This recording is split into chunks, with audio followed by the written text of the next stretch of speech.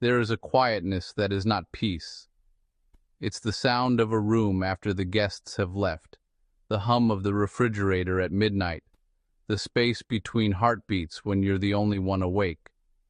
This is the sound of loneliness, not emptiness, but a presence. It's a feeling so deeply human, it's followed us through the ages, sitting with kings and hermits alike. We rush to fill the silence, turn on the TV, scroll our phones, seek the crowd, hoping to drown out the whisper within. But what if loneliness isn't a void? What if it's the profound presence of oneself? Maybe it's not a wound, but a guide, a signal fire, calling us to a deeper understanding of our own landscape. In that exploration, we may find something essential. What is this feeling, really? Is it just the pain of being apart, or something deeper, a longing for connection that transcends proximity?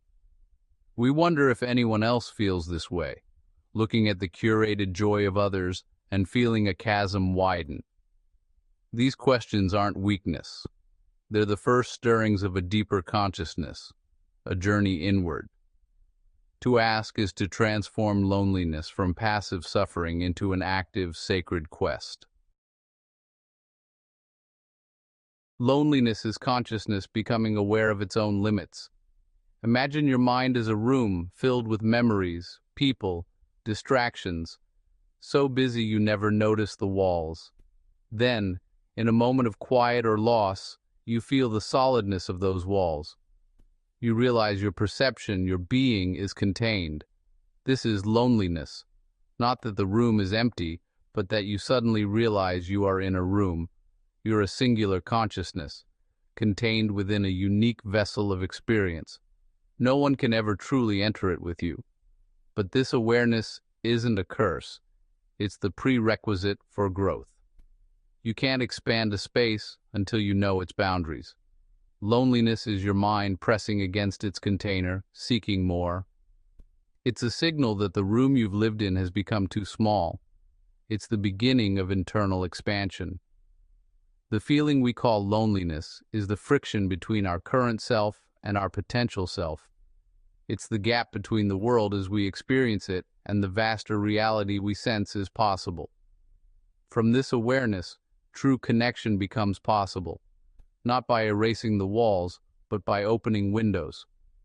Two people, each in their own room, can open their windows and speak across the space between. That's where real connection begins. Loneliness is not the end. It's the start of something new. It's the mind's invitation to grow. I remember a winter from my childhood, a blizzard that buried our town in silence. At first it was an adventure, board games by the fire, hot chocolate, a cozy fortress. But by the third day, the novelty faded. I sat in my room staring at the endless white, feeling a strange sense of being utterly alone. My family was just rooms away, but a different kind of distance had opened up. I became aware of myself as a singular point of awareness, separate from the vast, impersonal universe outside. It was a quiet ache with no name, my first true encounter with this deeper form of loneliness. It was the birth of self-awareness, a recognition of my own distinct inner landscape. That memory stayed with me, not sad but formative. The blizzard didn't create the walls of my room, it made them visible. It quieted the world enough for me to hear the sound of my own being. It was a gift, the first time my mind met its own walls. Solitude and connection are more complex than just being with or without people. Sometimes it takes a storm to reveal the boundaries of the self, and in that revelation, we begin to wonder what lies beyond. That's where growth begins. Philosophers and spiritual traditions have long seen loneliness not as a failing, but as a spiritual opportunity. The sage on the mountaintop isn't running from people. He's running toward himself. In solitude, distractions fall away, and consciousness examines itself. The sage confronts the same walls we all do, but instead of fleeing, he studies them. He learns that these walls are the structure of his ego, his experiences. This feeling of separation is the starting point of wisdom. You must know yourself as separate before you can understand your connection to the whole. Loneliness is the crucible in which the self is purified. Spiritual traditions call this the dark night of the soul, or the recognition of no self. The wall is not a prison, but a vantage point. From there you can see the landscape of all other souls, and your connection to them. If this feeling resonates with you, know this: you are not alone in your loneliness. The very experience that makes you feel isolated is one of the most widely shared aspects of being human. Imagine a quiet, crowded room, filled with millions, all feeling the same profound sense of separation. The writer, the artist, the teenager, the elderly, all have known this room. It's a secret handshake among those who are paying attention.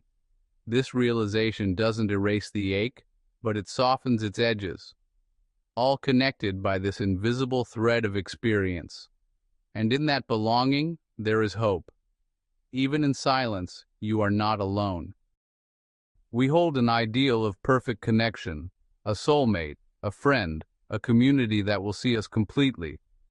But what if perfect connection is not only impossible, but undesirable? The truth is, all connection is partial.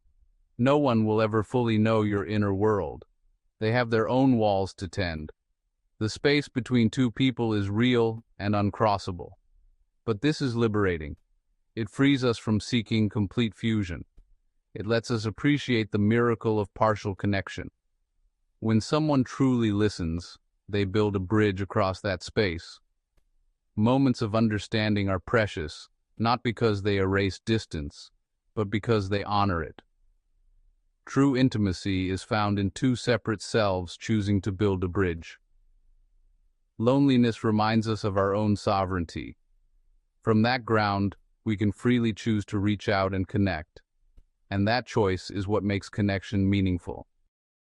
Let's return to the echo in the room, the quietness that is not peace. We once saw it as a problem, a presence to be banished. But now, we hear it differently. The echo is not saying, "I am alone." It is saying, "I am." It's the resonant sound of your own being, the fundamental note of your consciousness.